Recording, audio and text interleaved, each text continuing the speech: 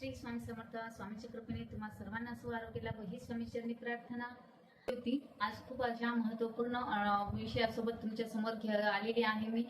कारण मागच्या 10 वर्ष झालं मी आरोग्य क्षेत्रामध्ये काम करत आहे आणि त्या अनुषंगाने माझ्या असं लक्षात आलं की आम्ही महिन्याच्या शेवटी रिपोर्टिंग घेत असतो की डिलिव्हरी किती झाल्या, कुठे झाल्या, त्या म्हणजे नॉर्मल झाल्या की सिझेरियन झाल्या, बाळाला कमी वजनाचे बाळ किती जन्माला आले, व्यंगत्व आहे का बाळाला, अशा म्हणजे किंवा वेळे अगोदर डिलिव्हरी झालेल्या किती आहेत, अशा सगळ्या आमची रिपोर्टिंग असते. तर त्या अनुषंगाने माझ्या डोक्यामध्ये बऱ्याच दिवसापासून हा प्रश्न चालला होता की नॉर्मलपेक्षा सिझेरियन डिलिव्हरीचं प्रमाण हे जास्त दिसून येत आहे.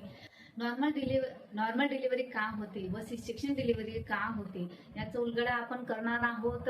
तर असेच आपल्या सोबत राहा तुम्ही आणि इथून पुढे काही दिवस यावर व्हिडिओ येणार आहेत. तर याचा तुम्हाला नक्कीच फायदा होईल.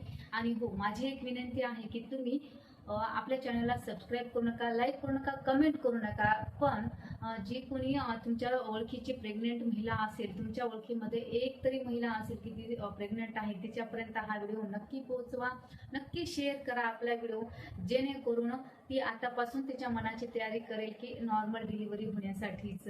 कारण शरीराची नंतर आणि अगोदर मनाची तयारी करावी लागते नॉर्मल डिलिव्हरी होण्यासाठी.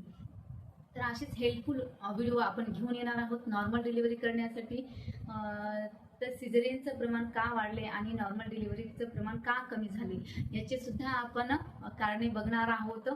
तर असेच आपल्यासोबत तुम्ही जोडलेले राहा.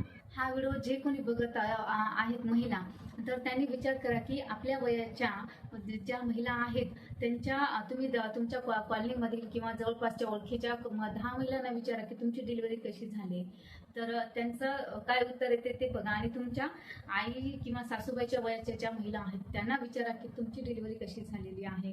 तर तुम्हाला तिथेच उत्तर मिळेल की नेमकं सिझेरियनचं प्रमाण हे किती वाढले, तुमच्या लक्षात येऊन जाईल. आणि त्याच्याच अनुषंगाने आपण आज व्हिडिओ घेऊन येणार आहोत ना, जाणून घेण्यासाठी की नॉर्मल डिलिव्हरी आणि सिझेरियन डिलिव्हरी, तर या दोन्ही मधला नेमकं काय फरक आहे किंवा कारणे काय आहेत जाणून घेण्यासाठी. तर भेटूयात अशाच नवीन माहिती सोबत.